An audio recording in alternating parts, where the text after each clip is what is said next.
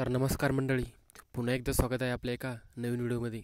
तर मित्रांनो, आज चालू असलेल्या भव्य दिव्याशा मौजे नरवणे या ओपनच्या मैदानामध्ये आपल्या सर्वांचा लाडका मोबाईल धुमाळ यांचा बाकासूर आणि वाटेगावकरांचा बादल नक्की कोणत्या गटात पळाले व गटपात झाले की नाही आपण या व्हिडिओच्या माध्यमातून बघणार आहोत.